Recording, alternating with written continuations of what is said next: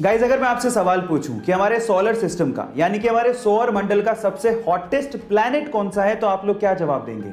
May be आप में से बहुत सारे लोग बोलेंगे कि सन के पास जो प्लैनेट होगा वही सबसे हॉटेस्ट होगा, यानी कि ज्यादातर लोग मर्क्यूरी यानी कि बुध ग्रह का नाम लेते हैं, लेकिन यह आंसर बिल्कुल गलत है।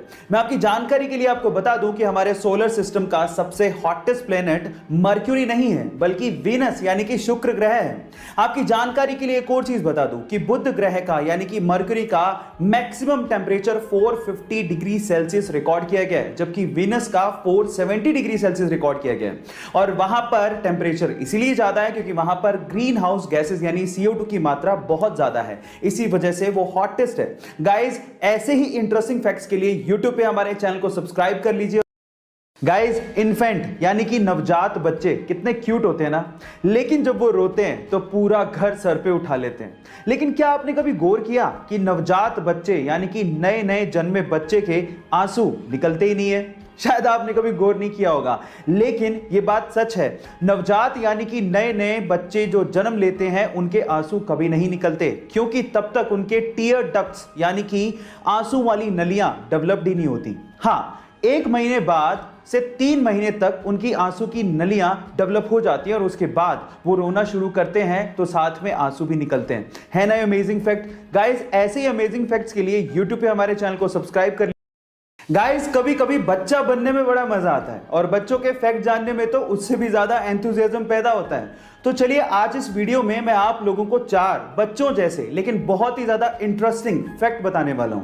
फैक्ट नंबर 1, फीमेल कैमल यानी कि ऊंटनी एक ऐसा जानवर है जिसके दूध का कभी आप दही नहीं बना सकते। फैक्ट नंबर 2, सुअर एक ऐसा जानवर है जो आकाश में कभी नहीं देख सकता। फैक्ट नंबर 3, गाय सीढ़ियां चढ़ तो सकती है लेकिन उतर नहीं सकती। और फैक्ट नंबर 4, एलिफेंट यानी कि हाथी एक ऐसा मैमल है जो कि कभी कूद नहीं सकता यानी कि जंप नहीं मार सकता। है ना ये चारों इंटरेस्टिंग फैक्ट्स? गाइस, ऐसे ही इंटरेस्टिंग फैक्ट्स के लिए यूट्यूब पे हमारे चैनल को सब्सक्राइब कर लीजिए। गाइस, वैसे तो आजकल कोरोना के चक्कर में स्कूल खुल नहीं रहे, लेकिन अगर मैं आपसे सवाल पूछूं कि पूरे वर्ल्ड का सबसे लार्जेस्ट स्कूल कौन सा है, तो आप लोग क्या जवाब देंगे? मे बी आप में से बहुत सारे लोग किसी फॉरेन स्कूल का नाम सोच रहे होंगे, लेकिन आप लोग गलत हैं। गाइस, मैं आपकी जानकारी के लिए आपको बता दूं कि वो स्कूल इंडिया का है। लखनऊ का सिटी मॉन्टेसरी स्कूल सबसे लार्जेस्ट स्कूल माना जाता है पूरे वर्ल्ड का। उसमें 45,000 से भी ज्यादा बच्चे पढ़ते हैं। ओह माय गॉड गाइस, इसी वजह से उस स्कूल का नाम Guinness book of world record में भी शामिल है ना अमेजिंग फैक्ट? गाइस, ऐसे अमेजिंग फैक्ट्स के लिए यूट्यूब पे हमारे चैनल को सब्सक्राइब कर लीजिए। चलिए गाइस, एक KBC का सवाल पूछता हूं, आप बाल किससे धोते हैं?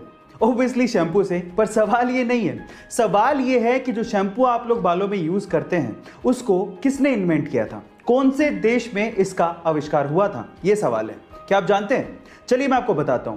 शैम्पू का आविष्कार किया गया था हमारे ही देश इंडिया में। जी हां गाइस, और इसके बारे में एक और इंटरेस्टिंग चीज बताता हूं। जब तक शैम्पू इन्वेंट नहीं हुआ था, लोग अपने बाल मिट्टी से धोया करते थे।